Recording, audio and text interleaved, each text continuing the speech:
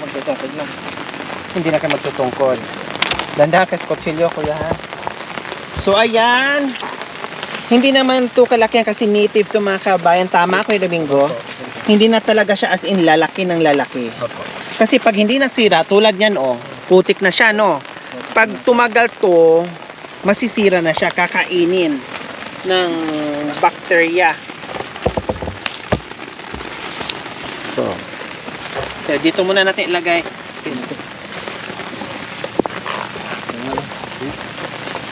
Naka-ano to eh, naka-hide eh. Nakatago yung mga kalabasa. Kalaban sa mga magnanakaw, hindi basta-basta makukuha. Kaya po, sabi niya. Pero kabisado ni Kuya Domingo kasi syempre ay tinatandaan niya. Oh, 'di ba? Puro putik. Kasi nakaano lang siya. Magkano naman ganito per piece sa ano, Kuya Domingo? Sa palengke pag binibenta nyo or sa tao or Minsan, 25 ko yung ganyan. Minsan, 30. depende sa laki. Pag maliliit 25. Opo. Pero pag malalaki 30. Marami ko mga sarili.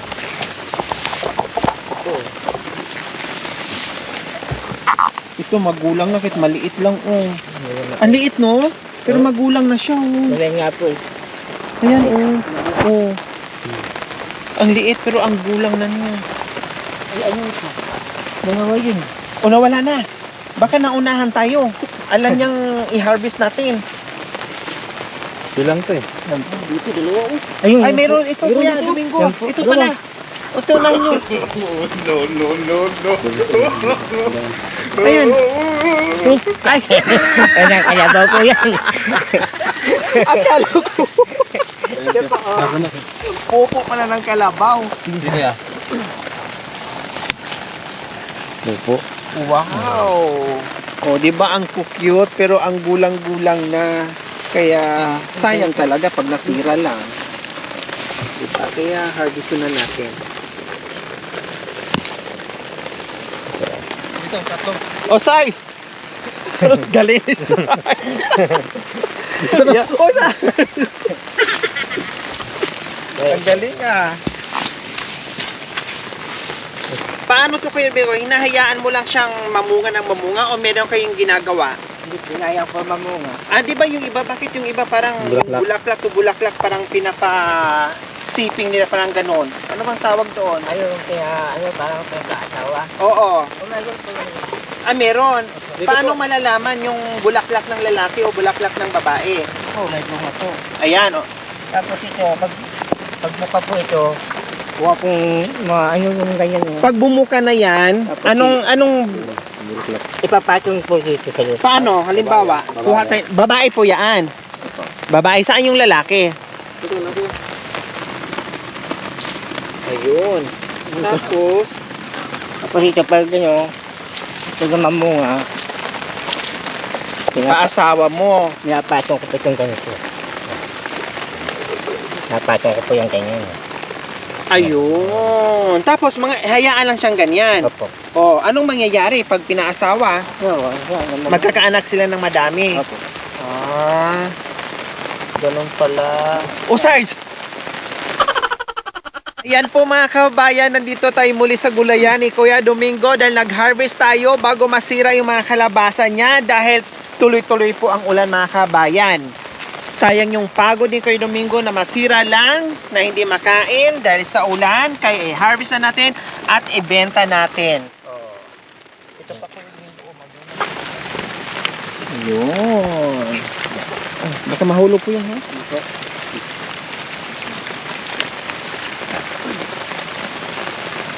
Ayaw ko yung bunga eh. Ito. Oo, ang ganda ng sakto lang. Ayan! Oh, sarap.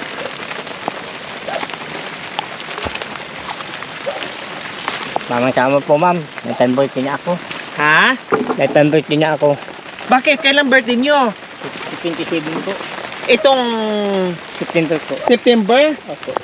Wow, malapit na ilang taon na po kayo? Nasa 5 po. 25? 5 ko. Ito 5. 5-3. Ganyan. Ito po ngayon paborito. Batang-bata pa kayo sa edad nyo.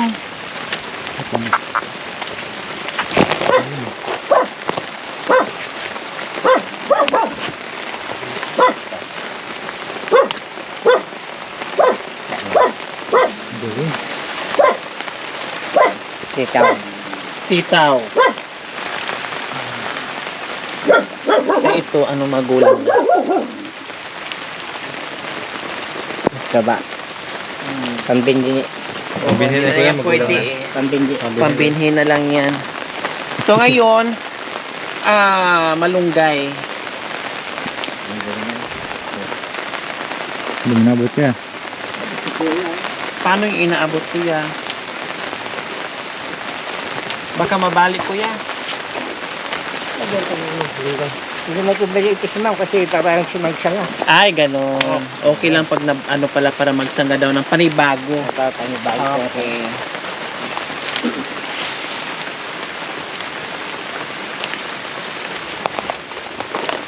Lamig.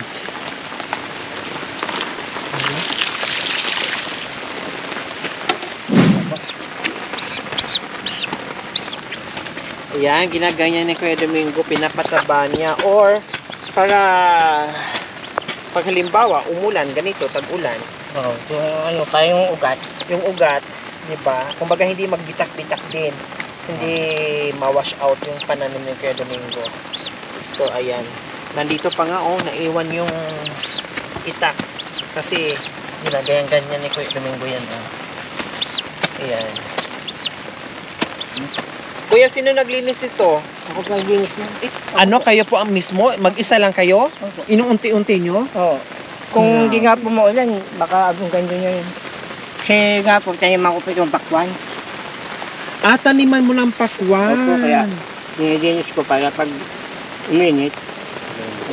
Paano nyo? Halimbawa, ganyan. Siyempre, mahirap yung linisan, Kuya Domingo. Anong ginagamit nyo po yan? Ganyan din? Ito po, ito ang nagamit ko. Ito lang nagamit ko. Ay, ganyan lang. Diyos ko, ang lawak nito mga kabayan, ha? Ang laki nito mga kabayan. Pero, si Kuya Domingo lang talaga ang gumawa niyan. Oh, see? Pero dandahan kay Kuya, ha? Kasi yung, baka yung tuhod yung ay, Yun, ano po yun eh. kontrolado nyo, Opo. kumbaga sanay na. Opo. Siyempre, pag ikaw nakatingin, parang natatakot ka, baka mamaya masama yung tuhod. Malinis to. O, di ba? O, okay na yan, Kuya Kaya ayaw Domingo. ko pong linisin yung tagula kasi yung ganito yung putik. Yan. Kailangan yung Yung mainit. mainit. Kasi pag ganyan, parang kinabukasan, tutubo kasi ulan. Nga po. Sa inyo din po itong mga manok.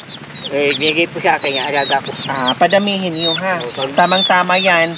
Marami kayong gulay, lalo na may malunggay. Walang papaya. Wala akong nakitang papaya. Kaya pa mo, ganyan pa po papaya. Tamang-tama yan. Marami kang mga gulay dito. May manok kayo. O, di ba? Magtinula. O. So, nakita nyo po yan mga kabayan kung gaano kalawak yung gulayan ni Kuya Domingo. Naku, wag nyo nang itanong kung sino naglinis. Mismo si Kuya Domingo ang naglinis niyan lahat mga kabayan para maitanim niya yung sarit-saring gulay. Kaya magiging inspirasyon natin si Kuya Domingo at deserve niyang manalo doon sa hamon natin, pinakamalinis na bahay, plus pinakamasipag magtanim ng gulay. Okay, Kuya Domingo, oras na para bilangin natin yan para extra income nyo rin po yan dahil pinaghirapan nyo. Magkano po ito lahat? Kayo po ang magpresyo niyan kasi kayo ang nakakabisa kung magkano bawat isa niyan.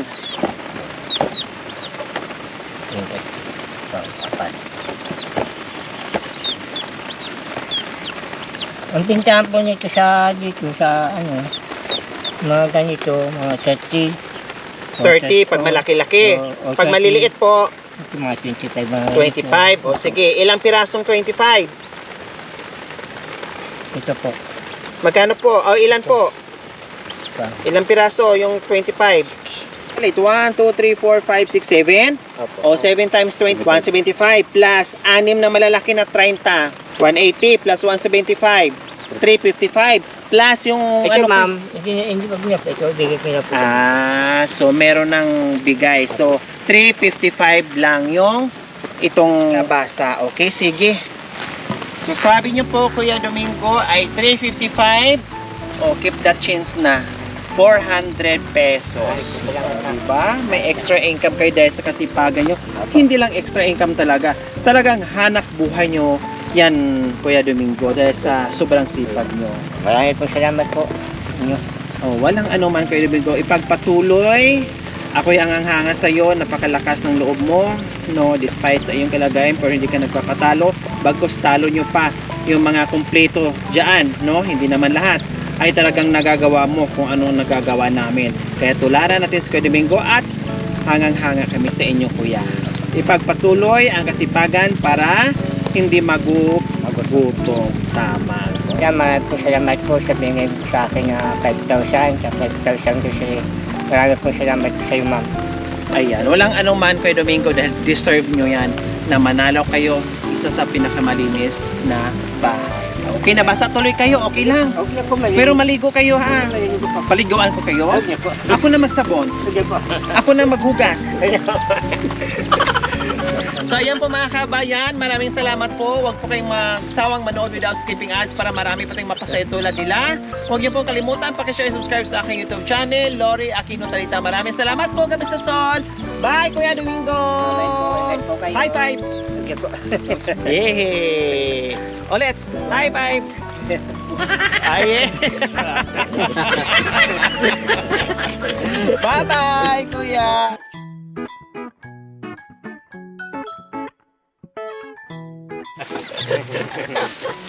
Ayan na.